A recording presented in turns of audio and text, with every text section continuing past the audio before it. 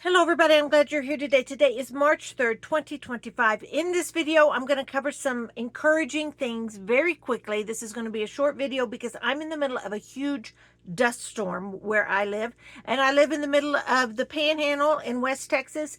And it's not uncommon for the sun to go completely brown during the middle of the afternoon when we have days like this. The wind is blowing close to 60 miles an hour. Straight winds. Y'all, it's what might happen, my concern on days like this is losing our electricity, power lines that are blown down or whatever. So that so this is kind of going to be a quick video because I want to get in and make supper before I lose power in case I do lose power. So it's beef stroganoff tonight, y'all. It's easy peasy lemon squeezy. I didn't even get my water, so that's how fast this video is going to be. But I wanted to tell y'all, just encourage everybody to stay faithful to Christ. Keep going no matter what kind of crisis you're in right now, no matter what's hitting you right between the eyeballs where you think, man, I can't go on another day. Yes, you can. The sun will come out up and you can with Jesus. And that's easier said than done. I get it. I could sit here and preach all day. Oh yeah, you just get out of bed. One more day, the sun's going to come up. Make yourself get out of bed. Let me tell you, you don't feel like it. I get it. There are days you are so burdened by whatever it is that's tearing your life apart that you're like, Jesus, I don't think I can get up today. And I will just tell you this, he understands and he loves you even when you're like that. Now, I'm just noticing my hair. I was just outside in the wind, in the barnyard, checking my chickens. The wind had totally blown open one of my chicken coop, doors. All the chickens were still, I mean, it's like every time this happens, it's happened one other time during like a little tornado that went through our yard.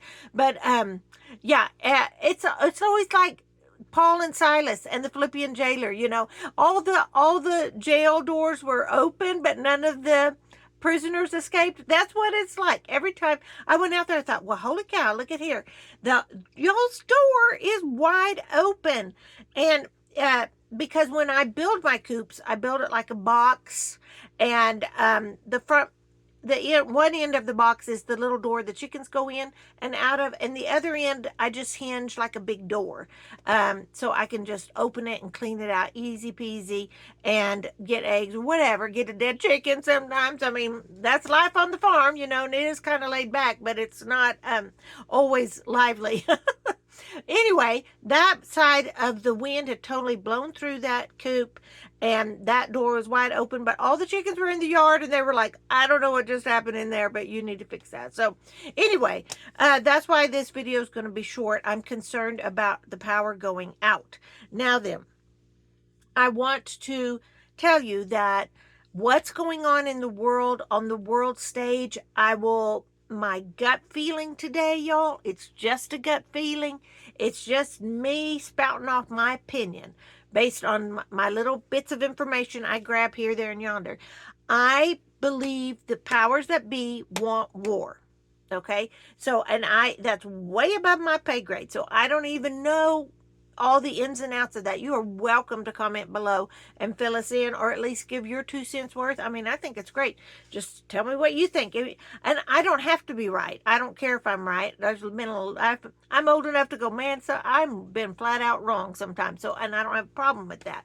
So I don't know if I'm right or not, but that's what it looks like to me today. And there's something about it, feels like a repeat of history. War in Europe, war in Europe, war in Europe. That's what it feels like. That is the big place that is just going down over there. And with our new president, I'm thinking there's going to be there right now. There is a sense of being neutral or a neutrality or isolated from that, but I'm not sure about that either. But money to be made, the money to be made doing wars. So that's my take on what's going on. Y'all, when back in the summer, didn't we see this coming? I mean, when the countries in Europe are sending out nuclear survival manuals and how to survive a war manual to their population, and not just a little 3-page trifold thing. I mean, it's like 100-page. If you're smart, you'll read this and follow these directions. So when that's going on, it says to me they are getting people ready.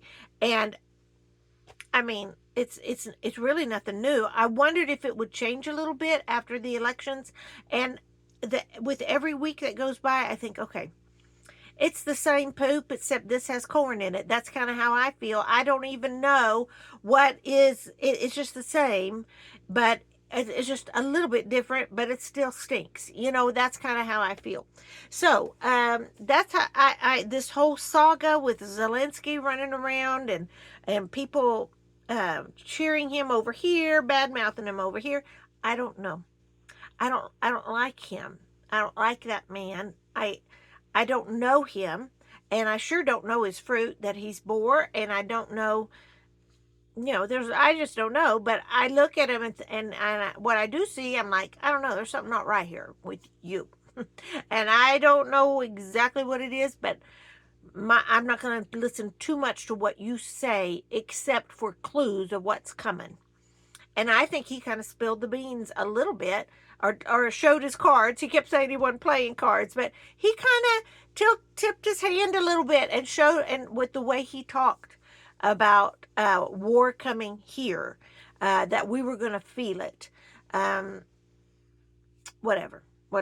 I hear the wind. It's making me nervous, y'all, so let's keep going here. I'm going to quit talking, and I want to give you this encouragement, because a lot of times, y'all, especially when you're steeped in behavior you wish you could change about yourself. Okay, I'm not talking about outside crisis. I'm talking about, things about yourself that the Lord's not pleased with. And I promise you, the battleground's in the mind. The battleground's right between these two ears. A lot of times that's where the battle takes place the most. And so you have to let the Holy Spirit in to control your thoughts, to fill you, be an empty vessel, and allow him to fill you. And you can actually pray prayers like that, where you actually say, Lord, please, I'm empty here. Teach me, fill me with you. Where do I go? What do I do? In fact, I will tell you this quick story. I have a dear friend that is a first grade teacher, and she lets the kids pray. She prays. And the other day, it was snowing here. I believe me, it was. I mean, I know it's spring now, but literally 2 weeks ago was a blizzard. And so it was snowing here. And this little child, this little first grader, went to my friend who's a teacher, and he said, I need to pray. My mom and my brother are out driving, and I want to pray.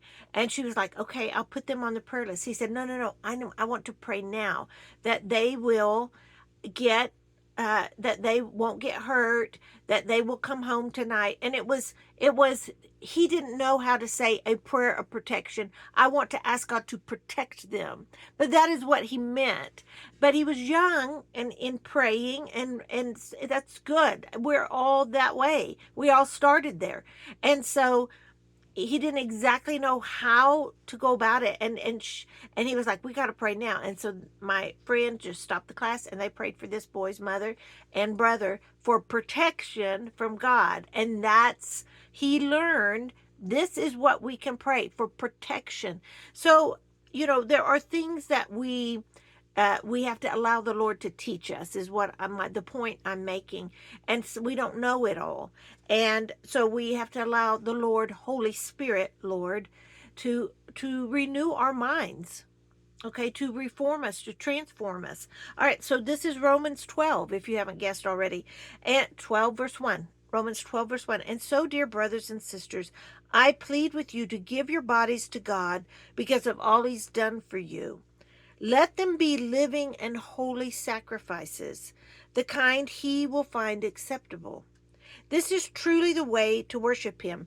Don't copy the behavior and customs of this world. One more time.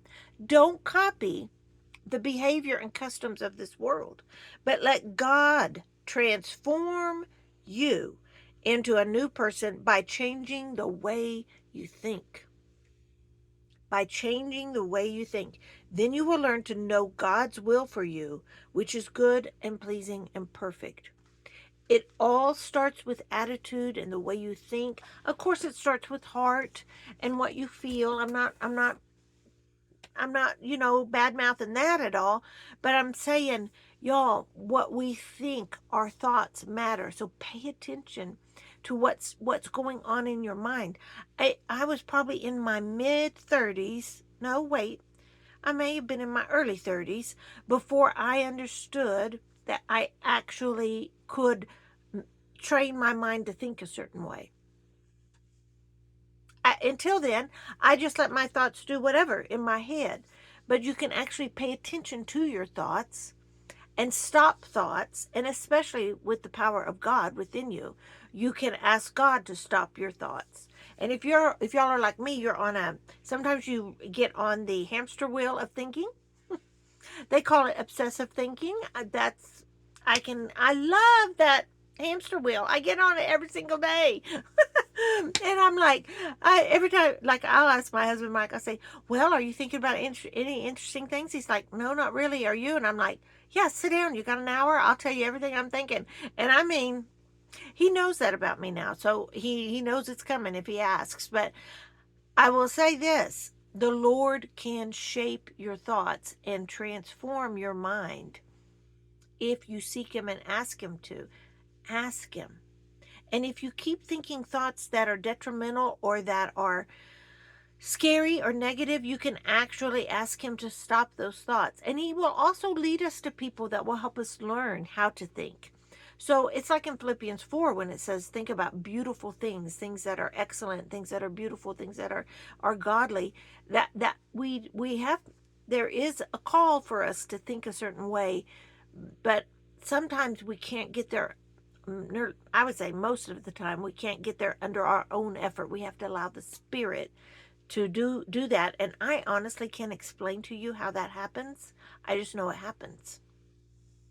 I can't sit here and say, well, A plus B equals C. Of course, I hated math anyway, but A plus B equals C. And then if you do this for me every time, it's going to work every time. I can't say that. I can just say, when you're in a bad spot, if you throw yourself at the feet of Jesus and say, change the way I'm thinking, Lord, he'll do it. I know that to be true. So I'm going to leave that with y'all, and I'm going to go start making my supper. And because that wind is, I mean, I don't know, y'all. I will tell you this about myself. Wind makes me nervous. Hearing it howling out there, it always makes me tense. Not nervous, tense. I can live through a thunderstorm. I can live through a tornado warning. I could sit in the bathroom and probably be more relaxed during a tornado warning than I am on a windy day. Now we've got like another 8 hours of wind that's coming, like whatever. I just don't like hearing it. It makes me tense. But anyway, especially when the lights start flickering. So I'm going to leave y'all with that. Stay as close to God as you can during these times. Jesus is the truth. And the only way to the Father is through the Son. So believe in him today. Stay safe, America. From the pantry, this is Gina Lima Charlie. I'm out.